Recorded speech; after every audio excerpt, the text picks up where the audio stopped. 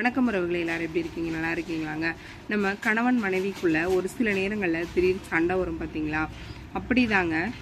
ஏதாவது ஒரு 4 பேர் 5 பேர் நிற்கக்கூடிய இடத்துல நம்மளை திட்டாங்க அப்படின்னா நம்மளுடைய மனசு எவ்வளோ சங்கடப்படும். அப்படி தாங்க எங்கள் வீட்டுக்காரர் என்ன பண்ணிட்டாரு, ஸ்கூல் விட்டு பிள்ளைங்க எல்லாம் வர ரோடு தான் அந்த சைடு, எங்கள் டிஃபன் கடை போட்டிருக்கிற இடத்துல பிள்ளைங்க எல்லாம் வந்துட்டு இருக்காங்க. ஒரு லாரி, நல்ல பெரிய மண் லாரி ஒன்றுங்க. அந்த மண் லாரியும் வருது. அப்போ என்னென்னா முன்னாடி ஒரு 2 2 வீலர் நிற்கிது.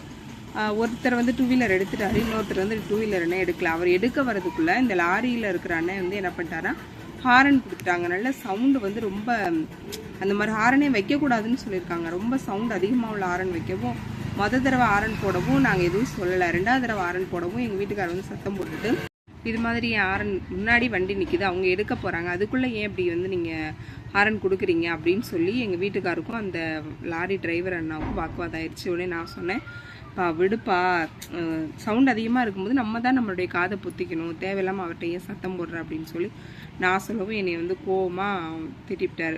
வாயை வச்சு நீ கம்முனு அப்படின்னு சொல்லி என்னை திட்டவும் நான் அப்படியே கோவமாக என் மூஞ்சை அப்படியே முன்னு வச்சுட்டேன். அது நான் மட்டும் கிடையாதுங்க, எல்லா வீட்லேயுமே அது நடக்கும். கணவன் திட்டார் அப்படின்னா பெண்கள் அதை சாதாரணமாக விட மாட்டாங்க. மூஞ்சை உம்முன்னு வச்சுக்கிட்டு ரொம்ப சோகமாக மறுபடியும் அவங்க நம்ம கூட பேசும்போது கூட நம்ம அதை விட்டுட்டு அந்த பழைய சண்டையை மட்டும்தான் ஞாபகத்திலே வச்சுருப்போம்.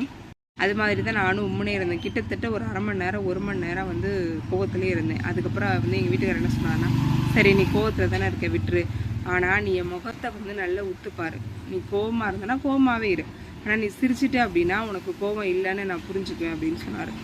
சரின்னு சொல்லிட்டு அவரோட முகத்தை நானும் அப்படியே பார்த்தேங்க. பார்த்தா ஒரு செகண்ட் 2 செகண்ட் தாங்க. அடுத்த நேரம் உடனே சிரிச்சிட்டேன். அவ்வளோதாங்க. கணவன் மனைவிக்குள்ளே இருக்கக்கூடிய சண்டைகள் அப்படிங்கிறது 1 நிமிஷம் 2 நிமிஷம் தான். அடுத்த நேரம் அதை மறந்துட்டு நம்முடைய வாழ்க்கையை சகஜமாக வாழ தொடங்கிடணும். வீடியோ பிடிச்சிருந்தா லைக் பண்ணுங்கள். நீங்கள் இன்னும் நம்ம சேனலை சப்ஸ்கிரைப் பண்ணலன்னா மறக்காமல் சப்ஸ்கிரைப் பண்ணுங்கள்.